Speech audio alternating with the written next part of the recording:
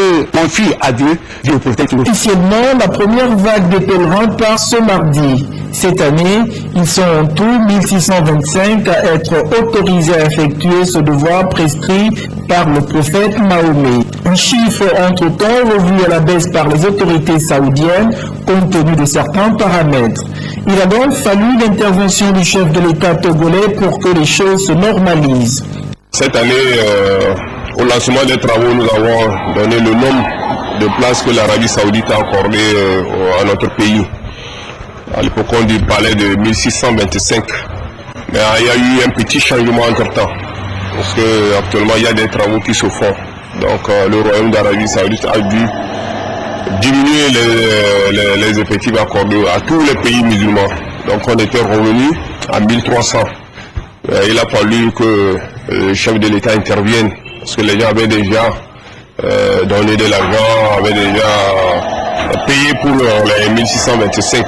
Il a fallu que le président intervienne pour que les autorités saoudiennes débloquent les 325 places qu'ils avaient retenues. L'innovation cette année, les pèlerins seront accompagnés par une délégation renforcée contenant plusieurs cellules, notamment la santé, la sécurité, l'informatique, puis la communication.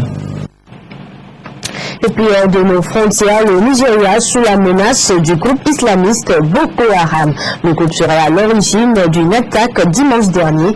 40 étudiants qui dormaient dans le dortoir de leur collège ont été tués par des hommes armés.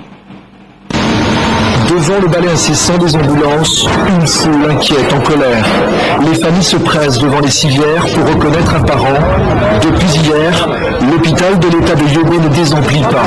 Toute la matinée, les corps des victimes y ont été acheminés. Très tôt, le gouverneur en personne est venu rendre visite aux rares escapés de l'attaque du collège agricole. La plupart étaient de jeunes étudiants. Je veux profiter de ce terrible événement pour lancer un appel solennel aux autorités militaires et policières du pays. Ils doivent être à la hauteur des attentes des citoyens. Nous avons lu beaucoup de choses dans les journaux anglophones, beaucoup de promesses, mais pas assez d'action. Nous voulons de l'action. Les gens meurent ici. Ils sont en train d'essayer de rendre la région du Nord-Est ingouvernable. C'est Boko Haram, la secte islamiste qui sévit au nord du Nigeria. Hier, l'action meurtrière dans le collège agricole datait d'une quarantaine de victimes n'a laissé aucun doute sur ses commanditaires. Les assaillants seraient arrivés à bord de pick-up de retour, portés uniformes armés, en se rendant porte-parc du groupuscule islamiste nigérian. Les terroristes visent régulièrement les établissements scolaires ou les institutions culturelles du pays, symbole du devienne occidental. En Égypte, la justice recèle autour des frères musulmans. Le quotidien Liberté Justice a été fermé. Certaines chaînes de télé proches du parti ont également été interdites d'émettre après plusieurs fouilles.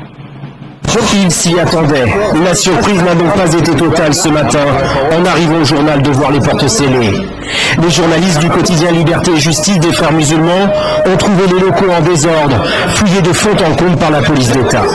Nous pensons que si les arrestations touchent un grand nombre de journalistes du journal qui a déjà vu ses effectifs décroître, nous risquons de voir une baisse considérable du nombre de gens qui s'opposent à ce qui s'est passé le 3 juillet.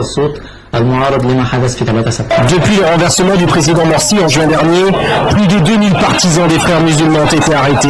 Les principaux leaders du mouvement islamiste se trouvent aussi derrière les barres. Les journalistes.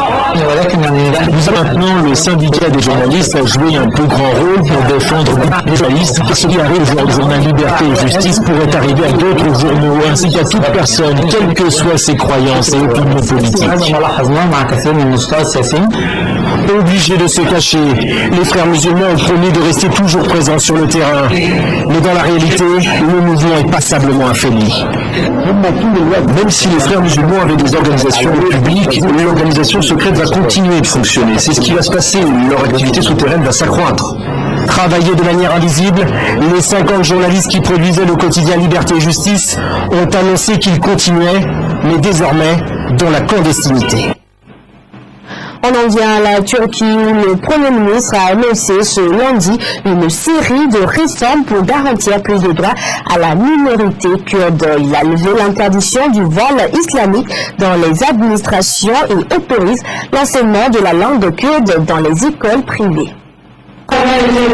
l'enseignement dans les écoles privées des langues et dialectes autres que le turc, dont le kurde, désormais permis, la fin de l'interdiction des lettres Q, W et X qui sont kurdes, la fin aussi du serment dans les salles de classe qui commencent par les paroles « Je suis turc », des villages qui pourront porter des noms kurdes. Voilà pour certaines réformes annoncées ce matin par le Premier ministre turc Recep Tayyip Erdogan.